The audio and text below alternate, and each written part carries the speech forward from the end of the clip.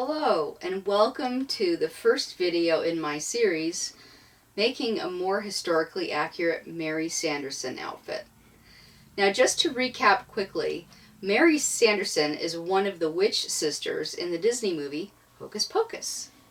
And today we're going to be making the first layer of her outfit, which is called a smock or a chemise, depending on what language you speak.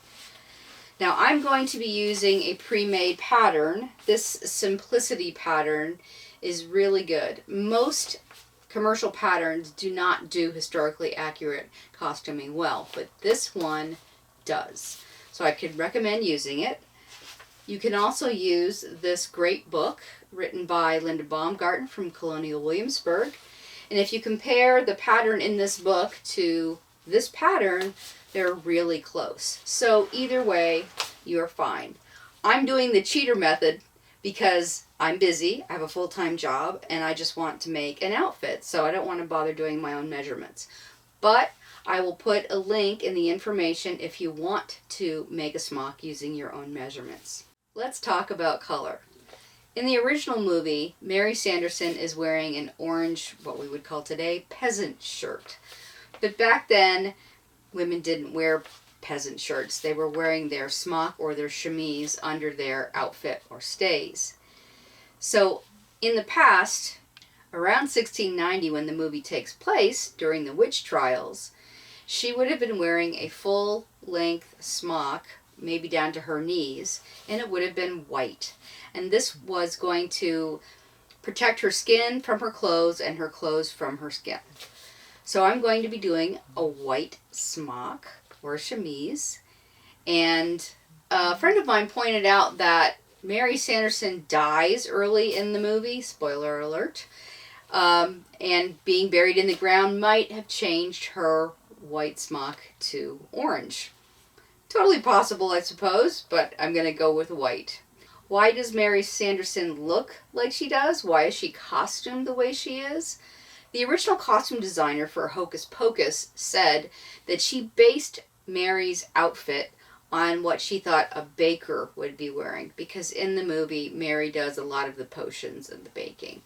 So that's why she has the look that she has. So let's get started on this journey and join me over on the floor where I'm going to lay out the patterns. All right, here are the pattern pieces from the pattern. They don't all fit in a shot, but I'm going to pan. So on the left side, we have the front. In the middle, we have the back pattern piece. On the top, we have the sleeve. Below it, the small square is the gusset. And then you have the side gore. That's the triangular piece. All right, so now we have my pattern pieces laid out on top of the pattern. So as I said before, this smock that I took apart and I'm repurposing is 10 years old. So there's going to be some wonkiness in the hems because it's been worn and washed. You will see that it's the center front on the left, the back in the middle, and the far right you have the gusset and sleeve.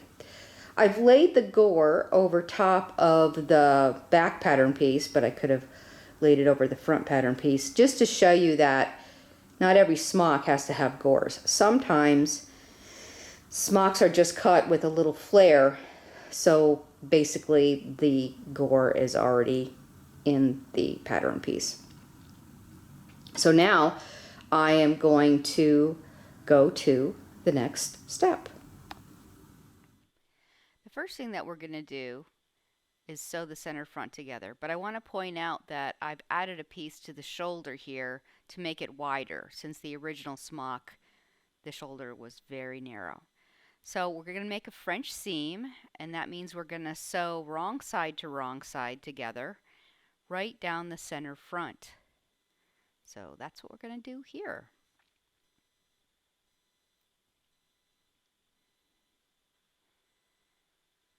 Now what I'm going to do is I'm going to show you the seam that's sewn together, if I can get it open. And this is the seam, and this is how we're going to enclose the seam. Now sewing right side to right side.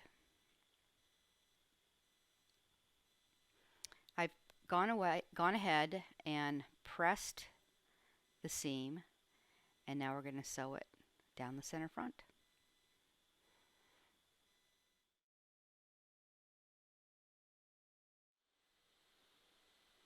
Now I'm going to show you the end result. This is what it looks like from the outside. I know you can't see it. I'm going to bring it up into camera. There you go. That's what it looks like from the outside. And that's the inside. I showed you briefly. It's all finished off. It's encased. The raw edges are encased. Now we're going to sew one of the side seams, and we're going to sew it from that horizontal pin up on the top, which is marking the arm's eye where that starts. And we're going to sew down from there to the hem. This is not going to be a French seam because I couldn't figure out how to do a French seam and still have the ability to open up the seam if the sleeve is bigger than I think it is.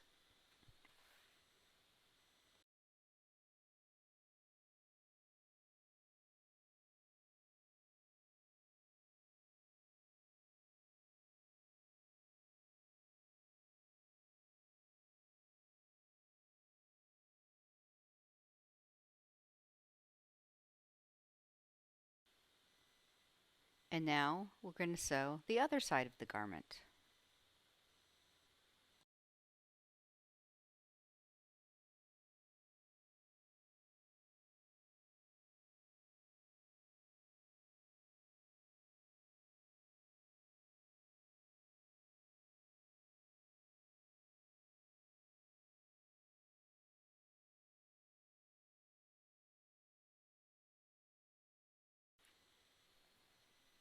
Now that the center front and the side seams have been sewn together, we're going to attach the garment at the shoulders.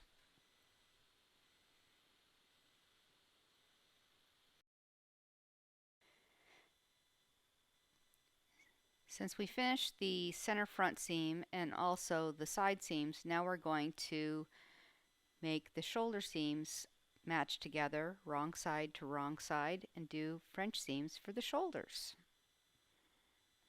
See, there's the raw edges, and now it's been turned and pressed, and we're going to encase those raw edges.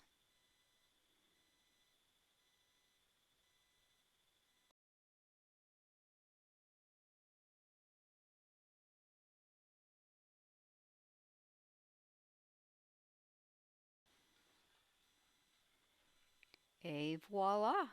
The shoulder seams are done. And here I'm pointing out my piecing also below the shoulder seams. I have to finish those off by hand because they're integrated with the neckline.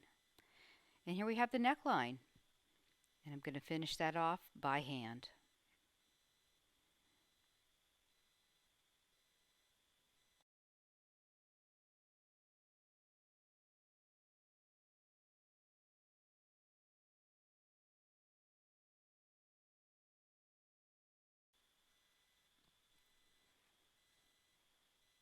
Now we're going to insert the gusset into the sleeve. This is possibly the most difficult part of the process, and I'm sorry that my arm is getting in the way of the camera. But you're going to attach the gusset to the sleeve, leaving the bottom part open because you're going to have to turn and pivot. This one I've sewn together, so I'm taking the pins out. See, it's sewn to the sleeve, and there's a little flap. Again, my arm's blocking the way. So now we're going to do the other side of the gusset. So we're going to pivot that to make a triangle in the corner of the sleeve. And we're going to sew that from the center, from the top of the sleeve down to the point, but we're not going to sew over the point because that will make the sleeve sewn together wrong. So let's go ahead and sew this part of the gusset up to the vertical pin that you see there on the screen.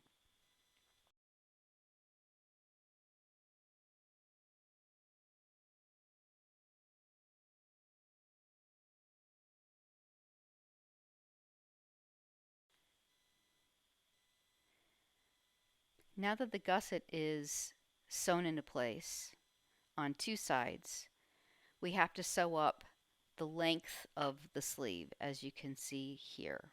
So you see the triangle in the lower right hand side. That's what's going to allow your arm to move when you're wearing the garment. And now we're going to sew up this piece on our nice boxy sleeve.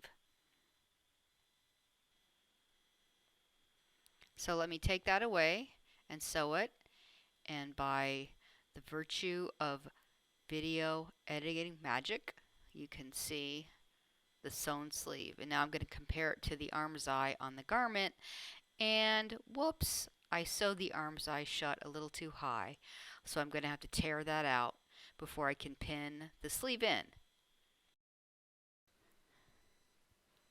But before we add the sleeve to the body of the garment, we have to finish off the raw edges of the seams by encasing them one over the other.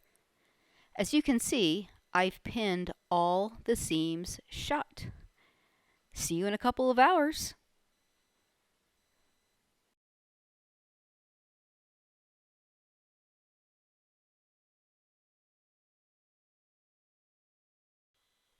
And we're done. All the seams have been encased in themselves.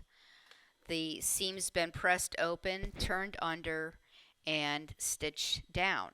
And so now we're ready to insert the sleeve into the arm's eye of the garment. I've pinned the sleeve into the arm's eye, which you will see as soon as I bring it into camera. And there we are. Now we're going to sew the sleeve.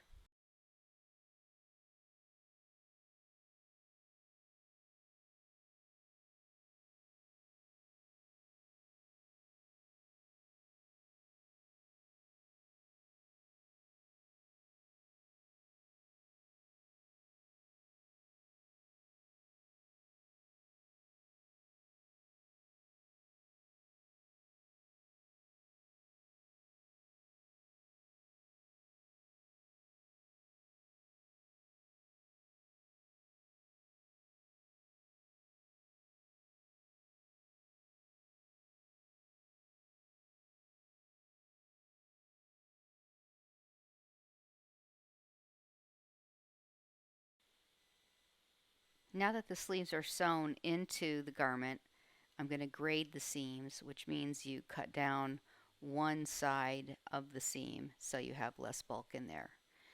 To finish off the sleeve seam, well, let me finish trimming here.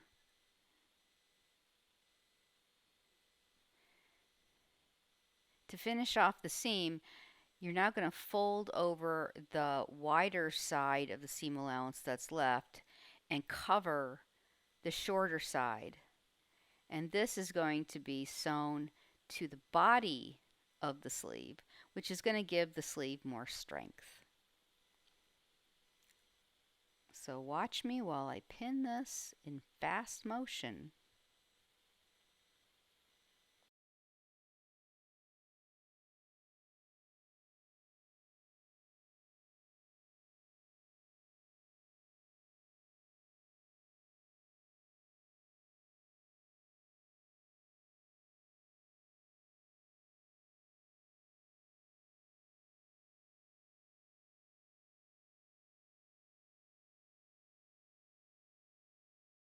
Now the sleeve has been pinned to the body of the smock, and I have to hand sew all these seams shut to encase the raw edges and give them strength. And we're done. And as you can see, we're finished with this hand hemmed neckline, hand hemmed hemline, inserted sleeves with everything finished off, all the seams finished off. Now, I didn't do it on purpose, but this is a really good example of why finishing off all your seams will help you. This sleeve is inserted inside out, but since all the sleeves seams are finished, it doesn't matter because nobody's going to notice. It's just beautifully done. You can see where I've pieced the shoulder here. In the original smock, it was very, very narrow. So I cut off a piece and I added a piece in, as you saw. And there's the back. This is the fullness with the gore cut in with the actual body piece. And so there we are. We are finished with the first layer of the historically accurate Mary Sanderson outfit. See you later.